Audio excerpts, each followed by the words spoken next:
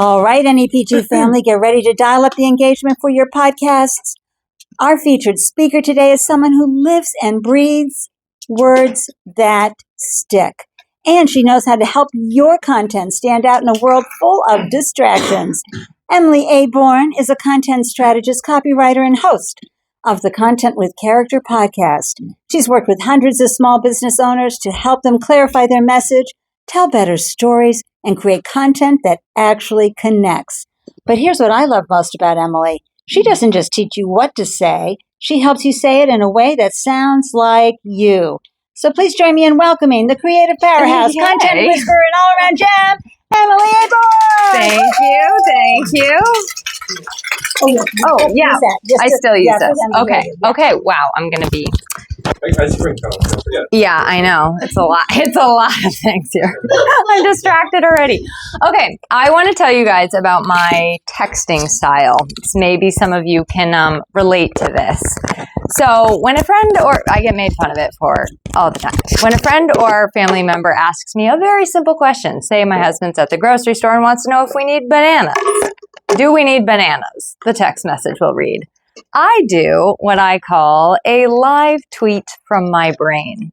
Usually comes in the form of like 6 consecutive text messages, a rapid fire, as I am calculating in my brain just how many bananas we might need at home. Here's how it goes. Well, we do technically have bananas, but 3 of them are brown. That's one text message.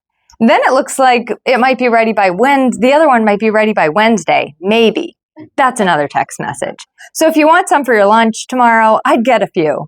That's another text message. I was going to make a banana bread tonight with the 3 that are ripe, but we're out of cinnamon, although I think it's on the way. That's another text message. Never mind. Maybe I'll just use pumpkin pie spice instead. Actually, do we have oats? That's another text message. Never mind. I'll go check. That's another text message. And then just when he thinks it's over, still unsure of how many bananas we need at home or whether or not we even need bananas, I send him one more. You need coffee. We're out. Sometimes as podcasters, we can be inadvertently guilty of doing this with our shows as well. We take people down into the bowels of our brain without delivering any main point or takeaway. And we do it by accident all of the time. So I used to have a podcast called She Built This, and I would go back and listen to, I told you, this is a lot to juggle. I would go back and listen to some of those early episodes, like in 2018 when I first started the show. And I was like, oh my goodness, because I had to, for some reason, tell the listeners at the top of the episode for the first 15 minutes about my trip to Trader Joe's and what it had to do with this and that and the other thing. 5 tangents, 6 rabbit holes later, and I still had not told them what the podcast was going to be about, nor introduced my guest, which would be another couple of tangents. So if I'm being honest here, a lot of those did also not ever get to a main point. They were just a verbal quicksand the entire time, which I promise I won't keep doing to you today. So if rabbit holes are not your preferred kryptonite, hopefully we're going to get to yours today because we're going to talk about all of the different ways that we inadvertently distract people and kind of lead them down paths that we don't intend to when we're trying to deliver a main point. There are many ways to lose the attention of our listeners, and there are also many ways to keep the attention of our listeners and keep them engaged, coming back for more and excited to listen, and that's what I want to do today. We're mostly going to be focusing on like the podcast audio content, but there's a lot of this actually that translates into your written content too. I will talk to you about written content and like how not to distract people in that all day long. So if you want to talk about that after, I'm ready. And I really just want you to walk away today with like some tangibles, action steps you can do. I put a lot of them on those handouts, and I would encourage you, and I'll say this again at the end, just kind of like take it one at a time to work on and layer until you get to a place where you're like, okay, now I feel really good about how this is flowing. As I always say, no matter what I'm talking about, take whatever works for you and leave the rest. Like this is not going to be the perfect science. This is from my experience, what I listen to. I listen to lots of podcasts. I do lots of podcasts. It's not going to fit for every single person. As Ande said, as a small business copywriter, I've worked with I think 115 is my number right now of different industries. So like health to interior design kind of thing. And I've worked with thousands of individuals with their marketing. And only two things have been exactly true for all of those people. Number one, they are busy. Number two, they are easily distracted. And in their defense, I am too. So is Vinny. He's got 36 books going right now.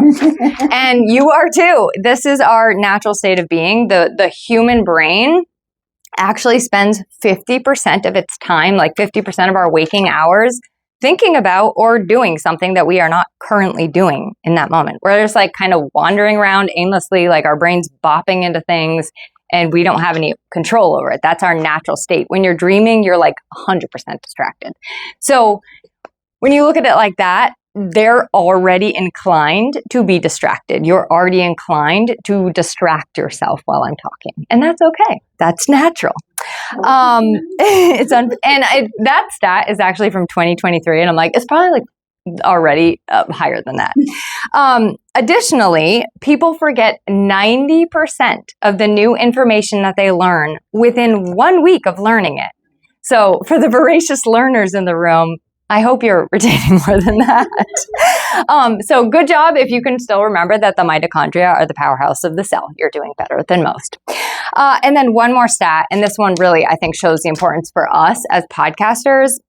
When we put distractions, when there are distractions in our conversation, which our shows are conversation, it actually can reduce what people retain 17 to 25% more than all those other numbers I just shared with you. So we don't want that for people because that's a lot of losing them, right? We want them to retain what we're saying and not pull their attention in different directions.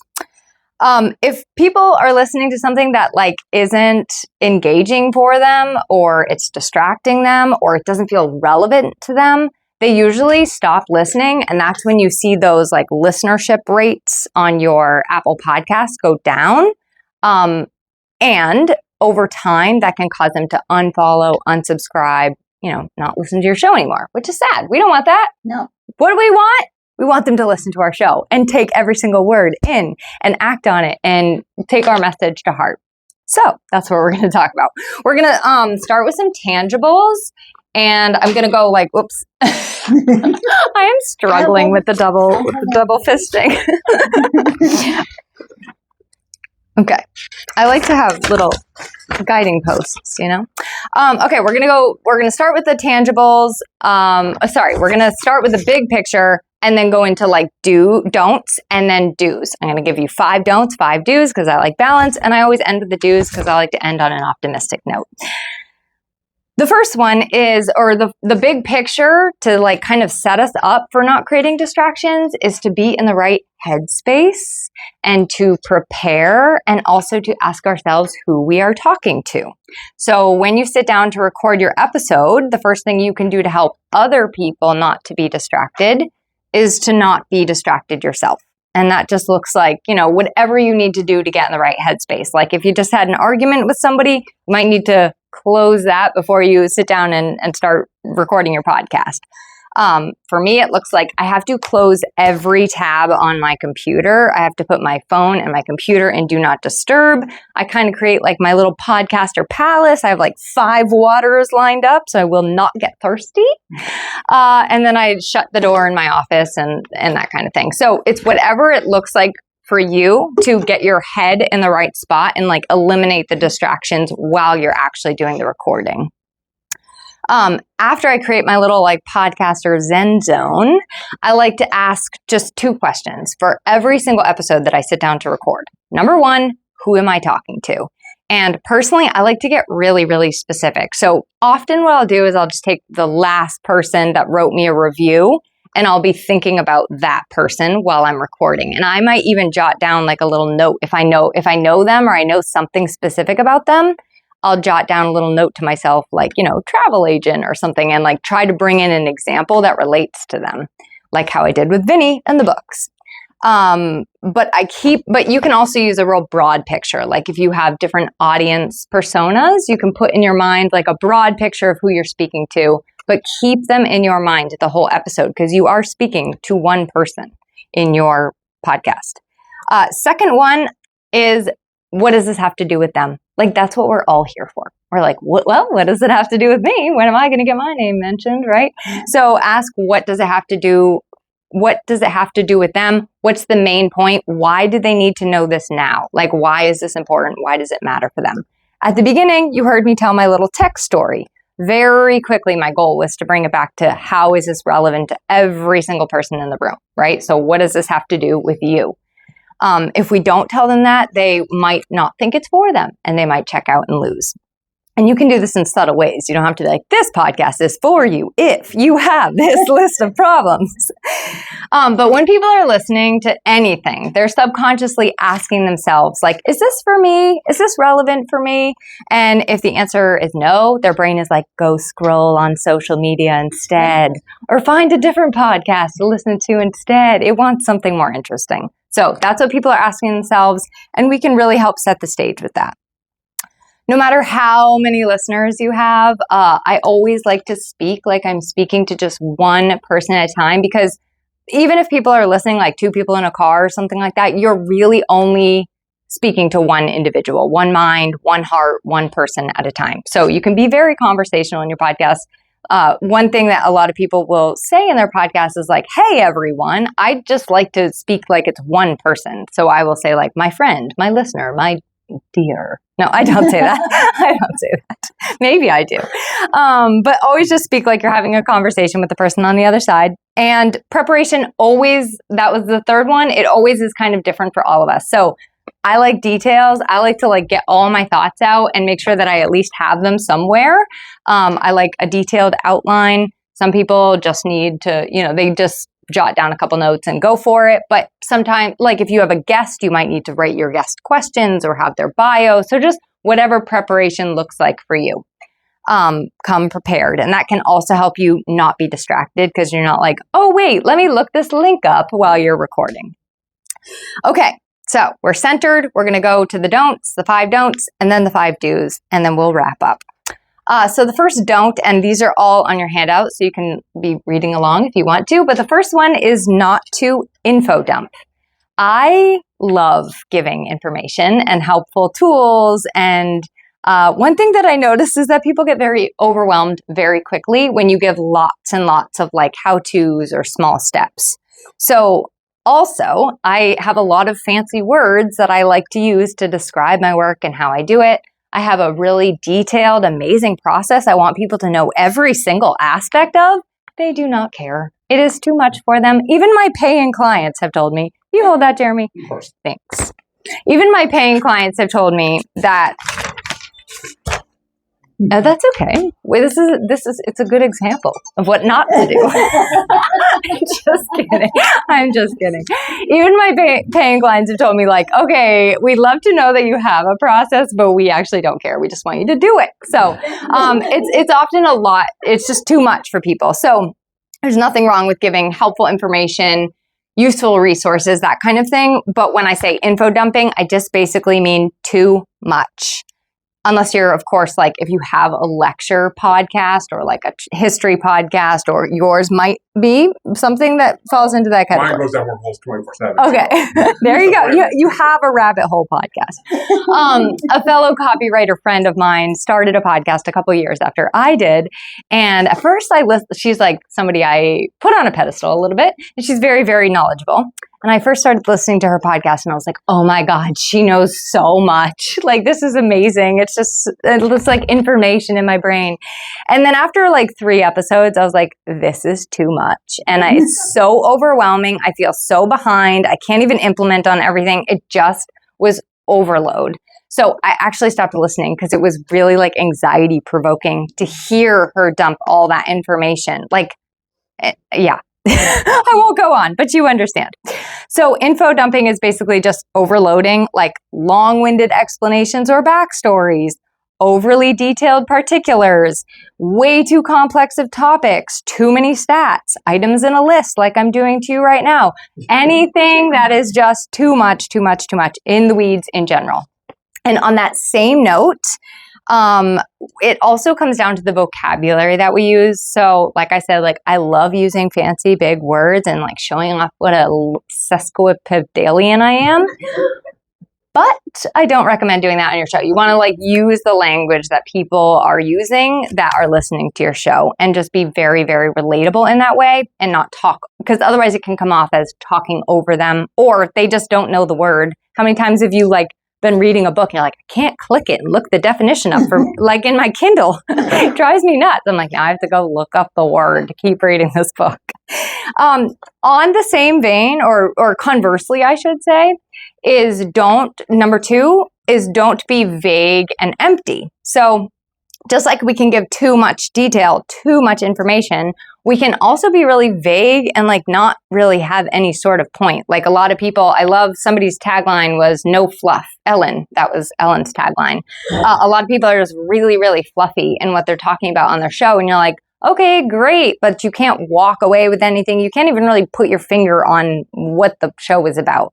So vague is the contrast to being overly specific, but it can be just as bad to have all this like happy, fluffy stuff with inspiration and no actual practical information. The idea is really that you just want to strike a balance. The third one is don't wander off piste. I tried this while skiing in the Alps in France. I don't recommend it. I met a tree, and that is also what will happen to your listeners if you like wander around aimlessly. So I love side quests and side tangents if they are relevant to what we are talking about. One way that I like to use AI actually to help me not do this, because I used to do it in my emails too. I'm like, side tangent. And it was just like a lot of side tangents. Took a long time to get to the main point. So I will ask, like I use ChatGPT, so whatever AI software you use, I will ask it if my story is relevant and or if it's not, like, does it need to be here or can I tie it in? Things like that. That way I'm making sure I don't kind of just go off. I also will use it to help give me a little bit of structure, which I'm going to share with you in a little bit. Number 4 is avoid being monotone or flat. We are not here to read like robots or talk like robots. In fact, vocal variety, speed, tone, volume, excitement, all of that, it helps to increase what people remember. And that's a really good thing to remember. Like, I don't know if you've ever heard one of those lecture podcasts, but I'm like, I can't remember anything they said because it just doesn't change. It all sounds the exact same from start to finish. So increasing however it's comfortable for you, you don't have to be weird about it, but increasing your voice and decreasing your voice as you naturally would in a conversation can help your content be more memorable. And then this is like my biggest podcast tip, I think, ever. But could you hold that for me, Jeremy? Of course. My biggest podcast tip ever is to go back and listen to some of your episodes as if you were a listener. So I used to do this like every episode, which is a little excessive, I would say. But now I will make sure that I'm listening from time to time because you can watch yourself go down those rabbit holes and say, oh, I do need to actually tighten that up a little bit. Or I could be a little more, peppy in that episode or less peppy in that episode, however that looks like. So I do think going back to listen, saying, is there a spot that I need to maybe add some more pauses? Pauses can be really good. They can help with emphasis. They can help with clarity. They can kind of help your listener like reset their brain a little bit. So that's a really good thing to listen back for. And then again, to help your voice like change a little bit and have some vocal variety, just don't record when you're tired, hungry. If your content is boring to you, maybe don't do that piece, maybe pick something else. So annoyed is another one, but those are all things that you can do to help yourself not come off as flat. And lastly, number 5, some of us are doing video podcasts, but even if you have video and audio, just remember that not everybody watches even the video. So if I ever watch something on YouTube, I don't watch it. I put it in my pocket. I don't see what is happening. So that said, it can be really distracting if people are talking, if you are talking in a way where, oh, you had to see it to get it, or referring to a bunch of visuals that you have on your screen or something like that. And one way I really think that we can help a lot of this is if you do use visuals, which I think are fantastic, just put them in the show notes and say, don't worry about, envisioning this triangle that I'm describing to you right now. I have a link to it in the show notes. You can see a picture, et cetera, et cetera. And I do that we'll get into more in show notes in a bit because I love the show notes for that. So just to recap the 5, don't info dump, don't be vague or empty, don't wander off piste, don't come off flat or monotone, and don't forget that they cannot always see you. And now we'll move into the do's. So one of my favorite things ever, and I've been doing it throughout this entire thing, is using anchors. So two of my favorites are previews and summaries. Previews are when I tell you what I'm going to tell you and I tell you what's going to happen next. And summaries are when I tell you what I told you, or I recap my points. So they can be really helpful, especially when people are listening, for 2 big reasons. First of all, I love when people do previews, because even if what they're talking about right then is not interesting to me, I'm like, ooh, but something is coming in 3 minutes that will be. So I stay engaged because I'm like, well, this doesn't matter to me, but in 3 minutes, I'm going to be, maybe it's not exactly 3 minutes, but I know something good is coming. And then summaries are helpful because how many times have you ever been listening to a podcast that's like top 10, whatever, and they're on point 9 and you're like, wait, I only heard 2 of them. You're like, what was I doing that entire time? So yes, exactly. They black out. So summaries are really helpful because if somebody does get distracted, which we all naturally are distracted, it can help them to go back and get anything that they missed, which, bonus to you, that actually increases your listener rate to sometimes over the 100%. So if people go rewind and go back and keep on listening, your percentage of listening can go up to 150%. I mean, it can go up in, I don't know how high, but infinitely, let's just say. So I love summaries and I love previews. And then the other thing I really love is giving my podcast a framework or a structure. I have 4 specific ones I really love, and I did a podcast episode on it, and I'm like, put it on the handout, Emily, and I forgot to put it on the handout. So if you want to know, if you want to get that podcast episode with the 4 structures, just let me know, and I'll get it to you. But I think any sort of structure you can give to your podcast, whether it is big picture, meaning you do the same thing every time, or whether or not you just have a structure for the individual episodes, it gives a nice tightness, conciseness, and cadence to the episode. So it's I've got you. It creates a sense of safety as a listener. I do this in my calls with new clients. I kind of tell them how everything's going to go, what the container looks like, and then they can just relax into it. They don't have to worry that I don't have a plan. I don't like when people don't have a plan. So the one great way to help yourself get some structure too, again, I'm just going to say Chat GPT, if you're not a person who naturally likes to organize this stuff, it can really help you to put all your crazy thoughts and ideas into an actual structure. And then you can just go off that outline or the structure. This is a technique I love for meeting different brains, getting a lot of different brains engaged and involved. It is the rule of 3s. So saying it 3 times, saying it 3 ways, and I think it's just saying it 3 times in 3 ways. Yeah. Saying it 3 different ways. Yes. So for example, I would say it 3 times in 3 different ways. So I might give you an example, like I'm doing now, of talking it through live time. I might tell you a story about the thing, which I'm not going to do now for the sake of time. And then I want to make sure that I'm saying it 3 different times throughout the podcast episode. So it's a really nice one. It's fun to experiment with. And again, with all of these structures and frameworks, you never have to say, here's what I'm doing today. You can just weave them in naturally, but it really does bring a nice cohesiveness to your episode and keeps it very engaging. So I love the rule of 3s. It helps you gain interest where sometimes you might otherwise lose it. If a topic is too complex for certain types of brains to understand, this can help them make sense of it. sometimes I have to say, can you explain that to me in a different way when I'm talking to somebody? And this is kind of you doing that for them. And then the second do is to bring in more of you. Like your personality is what is engaging and captivating and interesting to people. That's why they keep listening to your show. So I want you to bring in as much of that as possible. And that might mean your stories, as long as you're keeping on track and making sure that they're relevant. That might mean your sense of humor, making people laugh is a really good way to keep people engaged. But just sharing your personality, your perspectives, why this is impactful or important or relevant to you, that can be really, really beneficial. And again, bringing that, like whatever conversational means to you, bringing that tone into your podcast as well.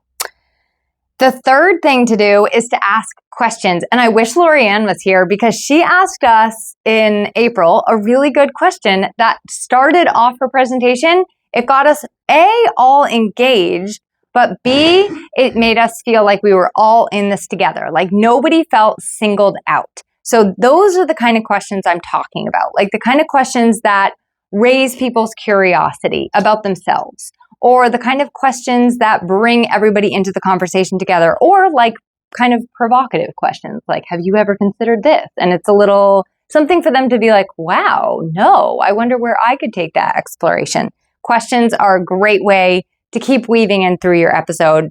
Obviously, you don't want to go overboard with the questions because they're like, no, I have too many questions to answer. But give their brain some questions and it is truly engaging. And then 4, do use your show notes. I love my show notes. Some people don't even use them or know what they are, but I use them for a couple things. Sometimes if I am giving a lot of information in an episode, for example, if I was to turn this into a podcast episode, I would probably have a accompanying like blog, for lack of a better word, where I would write out extended show notes. And I would have all of these stats in one place, like anything, I'd have all the do's and don'ts written out. And I would tell listeners at the beginning, you don't have to worry about remembering any of this stuff. I've written it all down for you. Sometimes I'll do it if I have like a very reflective episode where I like give them a lot of journaling prompts or creative prompts. I'll say, you don't have to think about any of this right now. I have all of the journaling prompts in the show notes and you can like take it with your notebook and, because a lot of people are listening when they're doing their laundry or doing their dishes or walking their dog or driving their car. And I don't really want them taking notes at that time because none of those activities are safe. So I will just say, all you have to do right now is focus, sit back, enjoy the ride, and the show notes are taken care of. Sometimes, I'd say probably every 3 to 4 episodes, I will remind people what show notes are, only for the people that just don't know what show notes are, because some people still don't know how to find them. And it's really easy to describe how to find them, or if you have a spot on your website that you want people to find all the show notes. But do use your show notes. They can really, really help to put people's mind at ease, that they don't have to be jotting this down or remembering or screenshotting where they're at in the episode. That's my move. I'll screenshot. I'll be like, why do I have all these screenshots of podcasts? It's all things I was supposed to go look back. So I just put them in the show notes and then nobody has to worry about that. And then lastly, on same idea of show notes, is just giving really, really clear calls to action and not overwhelming people with calls to action. I've heard podcasts where they're literally giving 5 calls to action in an episode. I'm like, I can't take any. I'm paralyzed. So give them a clear call to action. I would say 1 or 2 tops. And one would be an encouragement, like how I'm going to say, take a couple of these, try them out, see how they feel, layer them on. That's one call to action. Second one might be something I actually want you to do for me.